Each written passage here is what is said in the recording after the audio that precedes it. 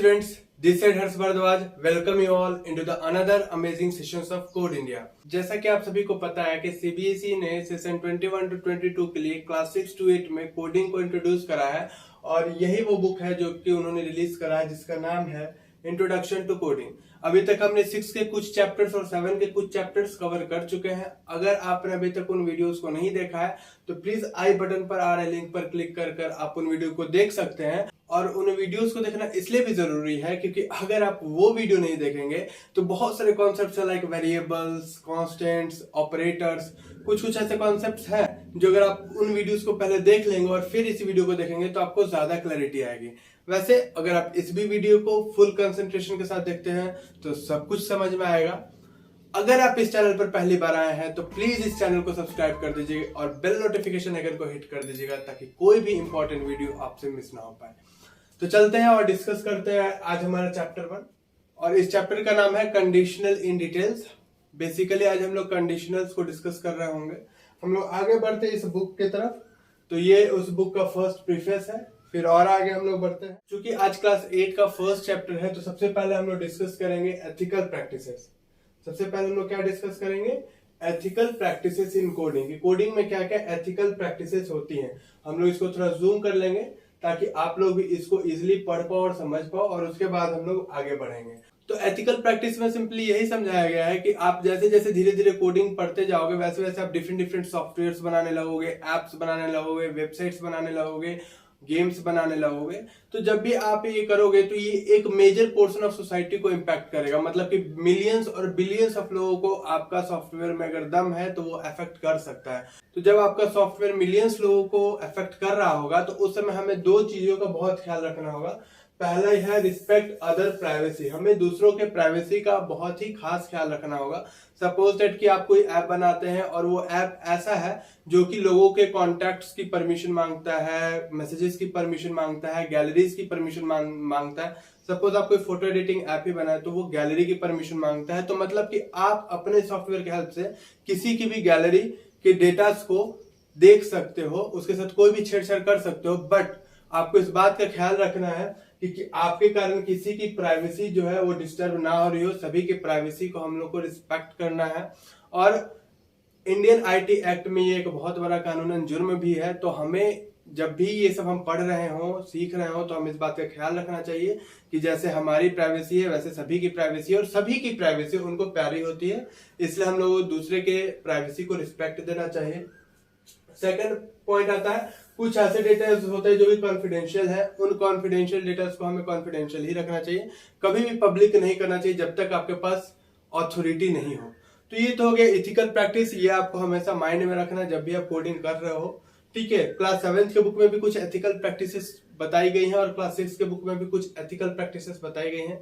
आप जाकर उन वीडियोस में देख सकते हो। हम लोग अपने लेक्चर में आगे बढ़ते हैं और आज हमारा फर्स्ट लेक्चर है। इसको थोड़ा जूम हम लोग कर लेते हैं। अब हम अपने चैप्टर फर्स्ट को डिस्कस करने जा रहे हैं। चैप्टर फर्स्ट हमारा क्या है? Conditionals in details. ओके, तो बेसिकली इस चैप्टर में हम लोग 3-4 चीजें पढ़ने जा रहे हैं। सबसे पहले हम लोग पढ़ने जा रहे हैं कि क्या होता है इफ इल्स और क्या होता है एल्स इफ स्टेटमेंट। ठीक है, दो स्टेटमेंट के बारे में पढ़ेंगे। पहला स्टेटमेंट है हमारा इफ इल्स और दूसरा स्टेटमेंट है एल्स इफ। उसको समझने के बाद हम लोग अपने नेक्स्ट टॉपिक पर बढ़ेंगे कि क्या होते हैं लॉजिकल ऑपरेटर्स, और लॉजिकल ऑपरेटर्स को अच्छे से समझने के बाद हम लोग नेस्टेड कंडीशंस की तरफ बढ़ेंगे। ठीक है, तो आगे बढ़ते हैं, हम लोग नीचे चलते हैं और सबसे पहले हम लोग पढ़ते हैं टाइप्स ऑफ कंट्रोल स्ट्रक्चर। आखिर कंट्रोल स्ट्रक्चर कितने तरीके के होते हैं? तो बेसिकली अगर हम यहाँ बात करें तो किसी भी प्रोग्राम का कंट्रोल स्ट्रक्चर एक ब्लॉक ऑफ कोड होता है या कुछ सेट्स ऑफ इंस्ट्रक्शंस होते हैं या बहुत सारे लाइंस ऑफ कोड्स होते हैं। ठीक है, जो कि बताते हैं कि हमारे प्रोग्राम का एग्जीक्यूशन किस डायरेक्शन में होना है। जैसे कि मैं एक एग्जांपल देता हूं, मैं आपको बोलता हूं कि जाकर देखो, अगर जू खुला होगा तो हम लोग जू घूमने जाएंगे, नहीं तो हम लोग म्यूजियम जाएंगे।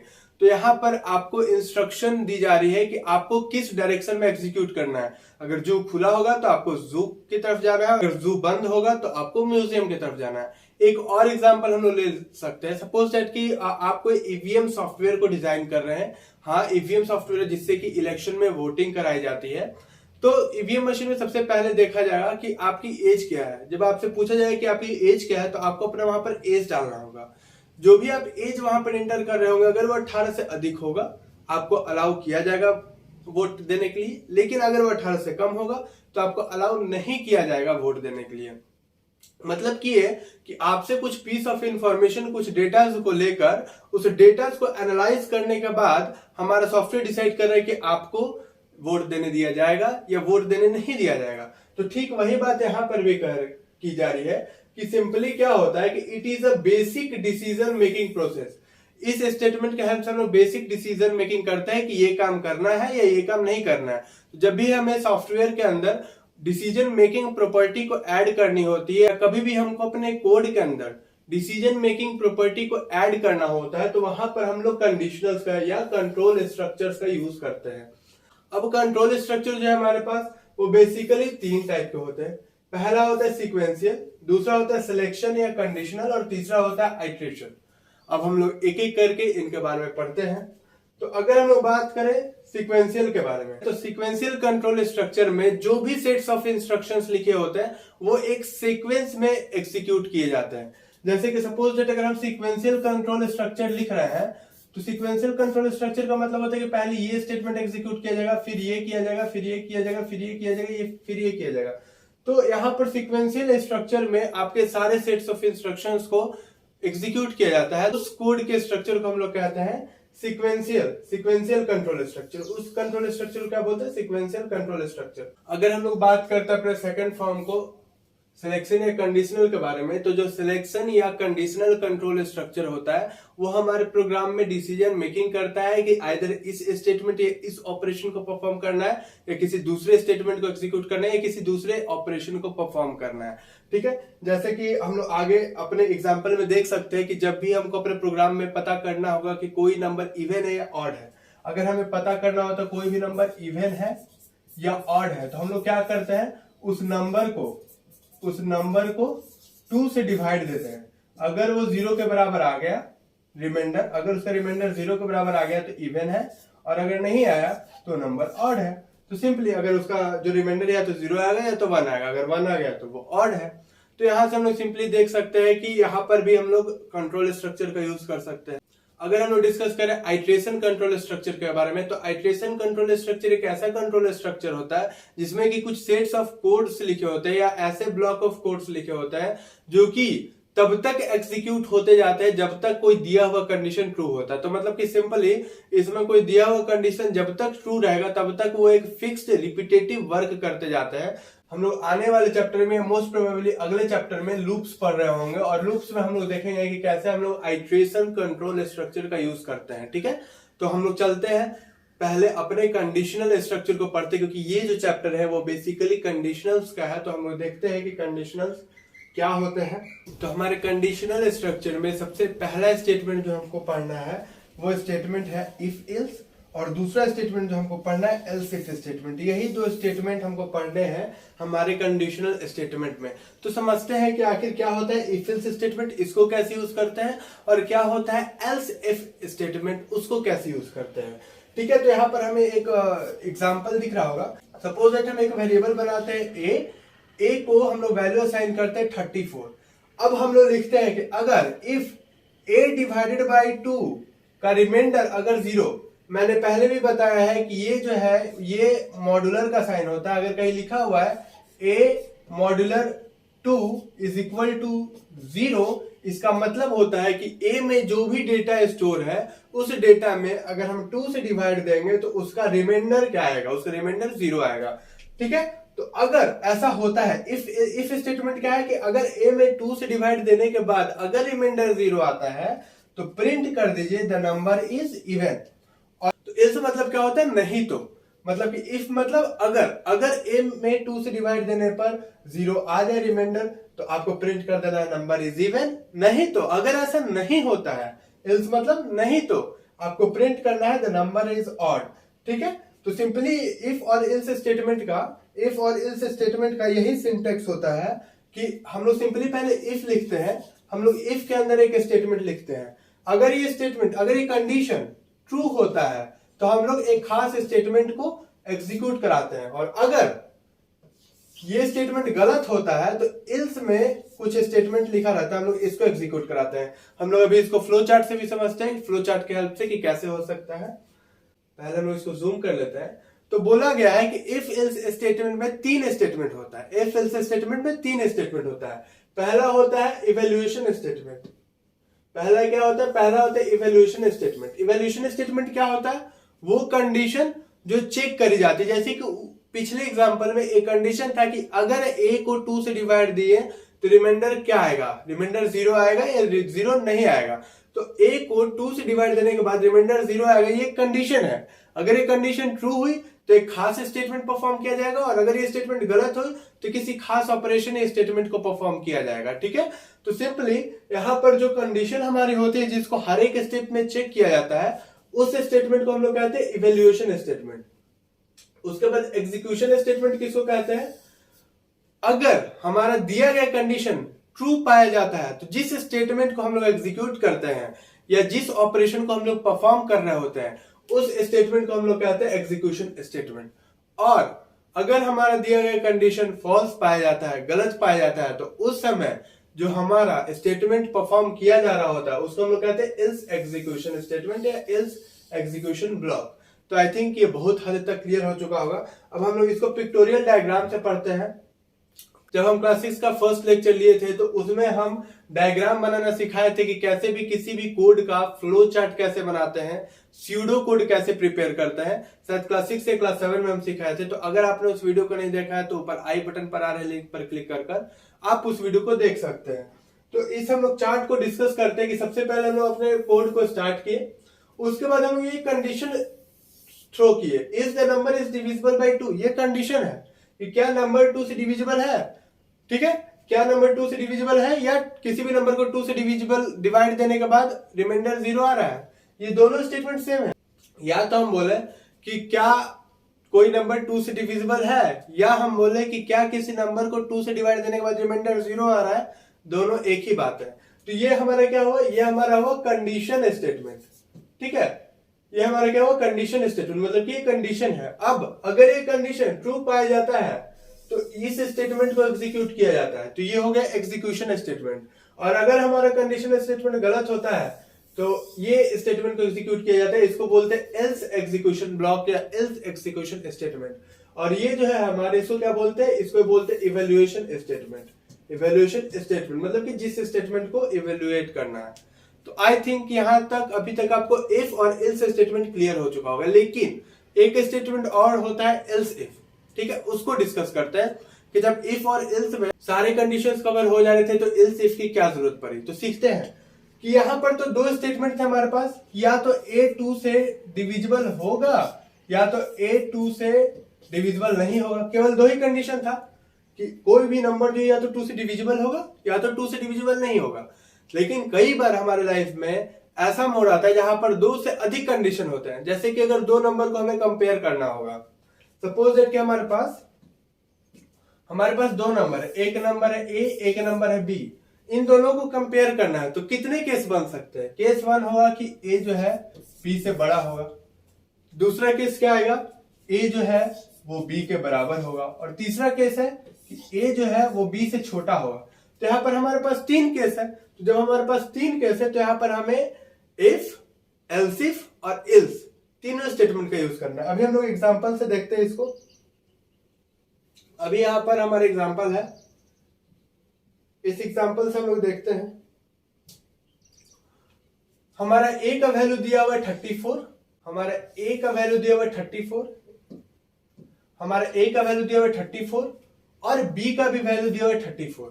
अब हम कोड लिखेंगे कि अगर इफ a बड़ा है b से तो आप प्रिंट कर दीजिए a is greater than b।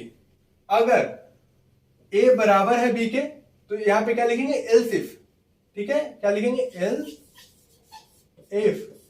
यहां पे स्पेलिंग गलत है, एल्स इफ होगा। ठीक है, एल्स इफ अगर a b के बराबर है तो आप प्रिंट कर दीजिए a is equal to b।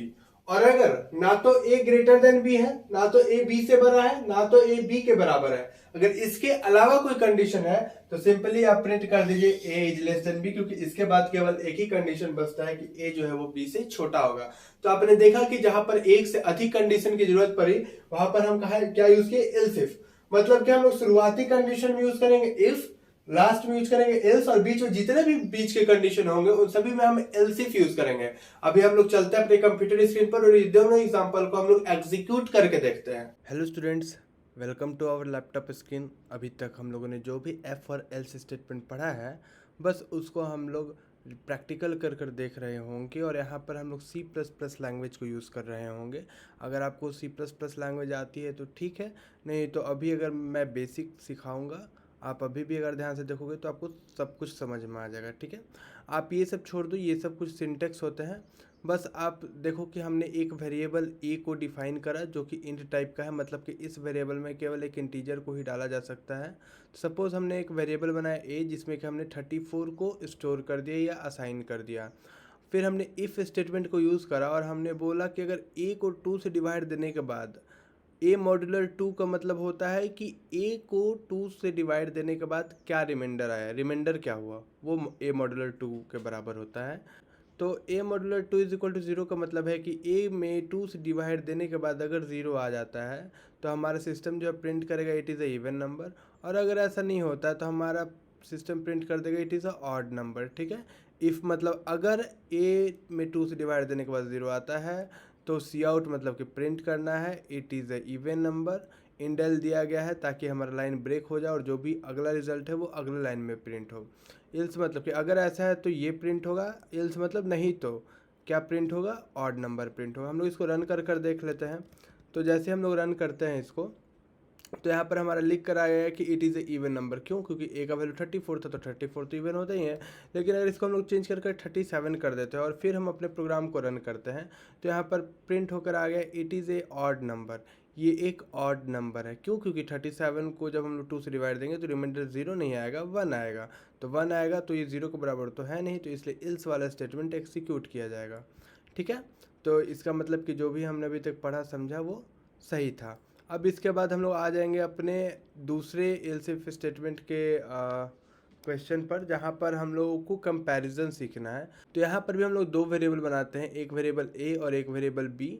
ए में हम लोग 34 को स्टोर करते हैं और बी में हम लोग 35 को स्टोर करते हैं और इफ़ एल्स कंडीशन लगाते हैं। अब देखते हैं कि अगर ए और बी को हमें कंपैरिजन करना है तो यहाँ पर तीन ही केस आ सकते हैं, या तो ए बी से बड़ा होगा, या तो ए बी के बराबर होगा, नहीं तो ए बी से छोटा होगा। ठीक है, तो अगर ए बी से बड़ा है तो हमें प्रिंट करना है A is greater than B. अगर ए बी के बराबर है तो हमें प्रिंट करना है A is equal to B. और अगर इन दोनों में से कोई कंडीशन नहीं होता तो क्या कंडीशन होगा कि ए छोटा होगा बी से, तो अपने आप वो प्रिंट कर देगा ए इज स्मॉलर देन बी। तो हम लोग देख सकते हैं कि ये हमारा एफ एल्स कंडीशन रहा है। अब हम लोग देखते हैं ए का वैल्यू 34 और बी का वैल्यू 35 है, मतलब ए का वैल्यू बी से छोटा है, तो मतलब ये वाला स्टेटमेंट प्रिंट होना चाहिए। देखते हैं प्रिंट होता है कि नहीं। हम लोग अपने प्रोग्राम को रन करते हैं। जैसे हम लोग अपने प्रोग्राम को रन करते हैं तो यहाँ पर देख सकते हैं प्रिंट हो गया है A is smaller than B. अब हम लोग क्या करते हैं, यहाँ पर वैल्यूज़ को थोड़ा चेंज करते हैं। यहाँ पर 34 को हम लोग 64 बना लेते हैं और फिर हम लोग रन कर देखते हैं कि क्या चेंजेस आता है। तो जी हाँ, जैसा कि हम लोग देख सकते हैं ए जो है बी से बड़ा है, तो यहाँ पर भी प्रिंट होकर आ चुका है A is greater than B. और अगर हम लोग ए को 35 के बराबर लिख देते हैं और फिर हम लोग रन कराते हैं तो हम लोग देख सकते हैं कि यहाँ पर प्रिंट होकर आ गया A is equal to B. तो इसका मतलब कि हम लोगों ने जो भी पढ़ा, जो भी समझा, बिल्कुल सही था। हमारा एफ एल्स स्टेटमेंट बिल्कुल वर्किंग है।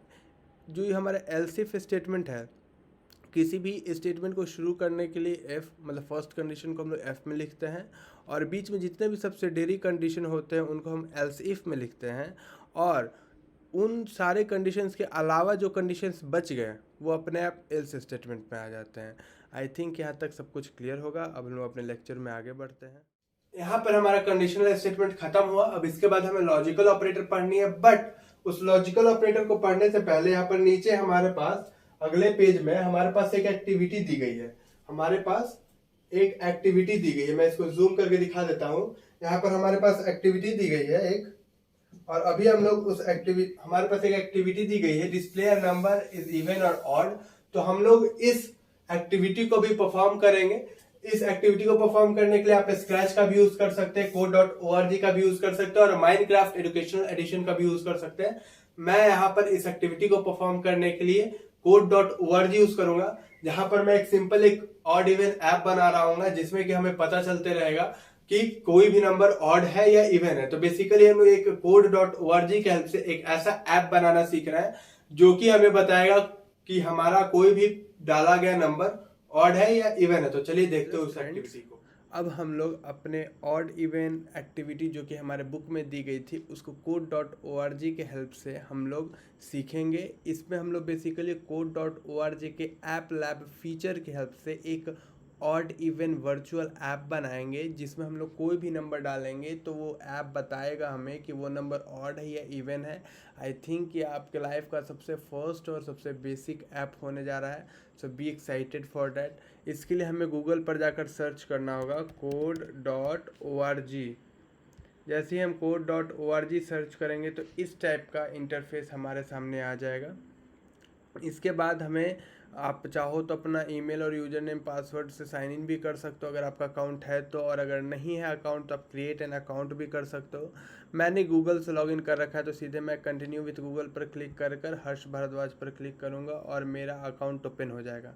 जब मैं इसे नीचे स्क्रॉल कर रहा हूँगा तो यहाँ पर एक ऑप्शन आ रहा होगा ऐप लैब नाम से। मैं इस ऑप्शन को क्लिक करूँगा और जैसे ही मैं क्लिक करूँगा तो इस तरीके का इंटरफेस खुल जाएगा, जहाँ पे जो राइटवर्ड स्क्रीन है उसको हम लोग वर्क स्पेस कहते हैं, जहाँ पर हम अपने ब्लॉक कोड को लिख रहे होंगे। बेसिकली आप अभी अपने ऐप डिज़ाइनिंग के करियर को शुरू ही कर रहे हैं तो आप ब्लॉक कोडिंग के हेल्प से बहुत इजीली शुरू कर सकते हैं। बीच में हमारा टूल बॉक्स है जिसके हेल्प से हम लोग वर्क स्पेस में कोड लिखेंगे और साइड में हमारा स्क्रीन दिया हुआ है जहाँ पर लेफ्ट साइड में हम डिज़ाइन कर रहे होंगे अपने ऐप को। तो बेसिकली हम लोग देख रहे हैं ये स्क्रीन 1 यहाँ पर दिया हुआ है। पहले हम लोग यहाँ डिज़ाइन पर क्लिक करेंगे। जैसे डिज़ाइन पर क्लिक करेंगे तो स्क्रीन 1 दिया हुआ है, आईडी नेम है स्क्रीन 1। हम लोग चाहें तो यहाँ से इसके बैकग्राउंड कलर को चेंज कर सकते हैं। जैसे कि अगर हम चाहें तो बैकग्राउंड को प्रॉपर येलो बना सकते हैं। ये हमारा जो बैकग्राउंड है प्रॉपर येलो बन चुका है। ओके, इसके बाद हम लोग अगर कोई भी हेडिंग देनी होती है हमें तो इसके लिए हम लोग यहाँ पर लेबल का यूज़ करेंगे। ठीक है, हम लोग यहाँ पे लेवल का यूज़ करेंगे। इसको हम लोग यहाँ पर ड्रैग एंड ड्रॉप की हेल्प से इसके साइज़ को बड़ा छोटा कर सकते हैं। अब हम लोग क्या करेंगे, जैसे हम लोग क्लिक करेंगे यहाँ पर लेबल पर तो यहाँ पर टेक्स्ट की जगह पे आपको जो भी लिखना हो, जैसे कि आप लिख सकते हो my first FIRST first odd even app. Okay, आप लिख सकते हो। आपको ये काफ़ी छोटा देखने में लग रहा हो तो यहाँ पर फॉन्ट साइज़ है, फॉन्ट साइज़ आप लोग इंक्रीज़ कर सकते हो। मैं इंक्रीज़ कर देता हूँ। ओके, आप लोग चाहो तो यहाँ से इसका कलर भी चेंज कर सकते हो। आप चाहो तो इसको एकदम प्योर रेड बना दो। आई थिंक ये ज़्यादा सूट करेगा। ये देखो ये बिल्कुल प्योर रेड हो गया। आप चाहो तो इसको और बड़ा कर सकते हो, इस स्पेस को और बड़ा करके। वेट, हाँ, हम लोग यहाँ से इसको ड्रैग एंड ड्रॉप कर देंगे। अब यहाँ से हम लोग क्या करेंगे, इसके साइज़ को और इंक्रीज़ कर सकते हैं।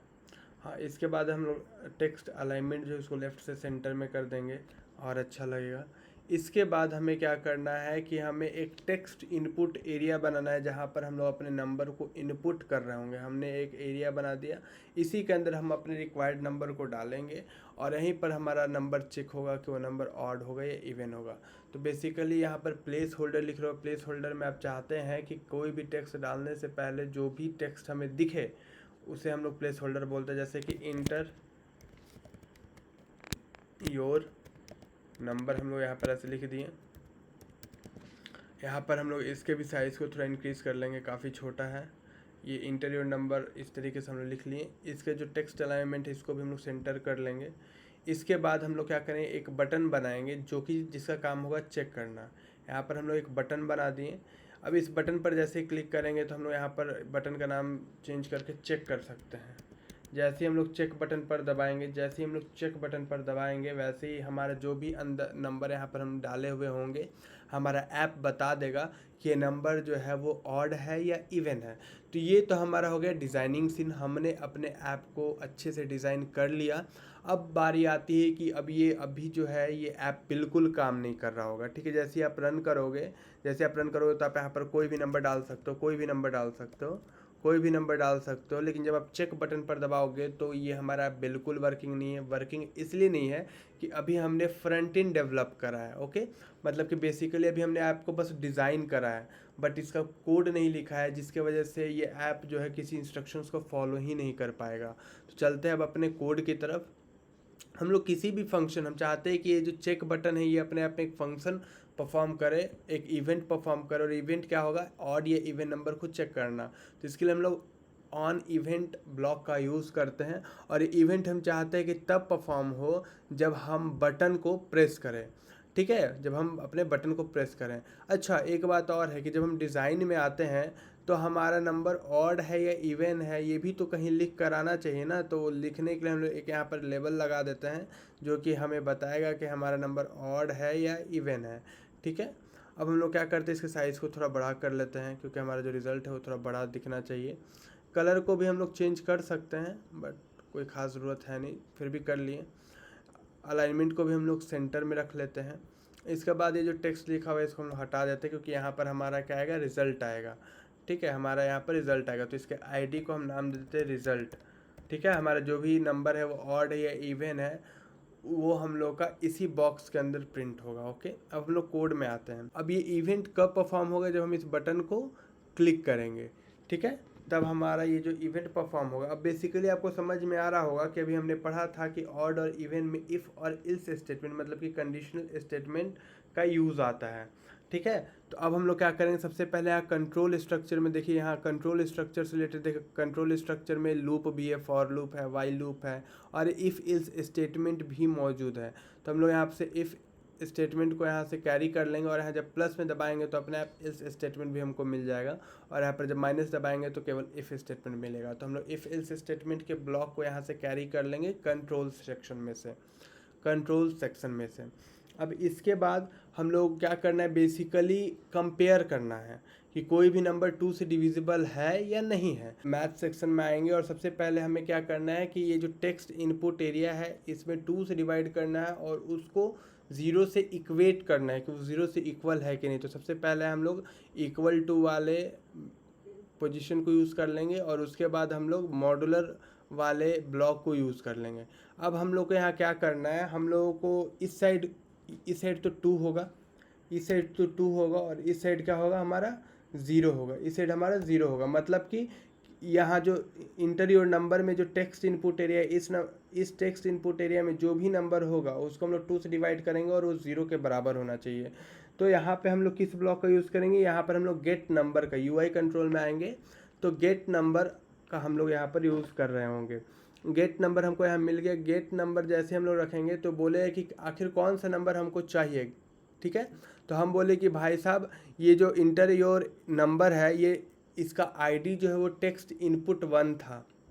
अब डिज़ाइन में जब आओगे और इंटर योर नंबर पर क्लिक करोगे तो आप देखो कि इसका आईडी जो है टेक्स्ट इनपुट 1 है। तो ठीक है, हम अपने कोड में आते हैं और बोलते हैं कि टेक्स्ट इनपुट 1 नाम के आईडी में जो भी नंबर है उसको आप ले लो और फिर उसको 2 से डिवाइड करो और उसको 0 से इक्वेट करो।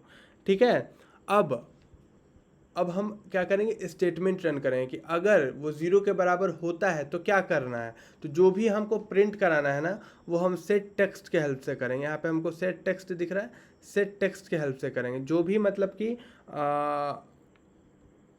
जो भी रिज़ल्ट आएगा ना उसको प्रिंट कराना है तो आईडी क्या होगा, हमारा रिज़ल्ट।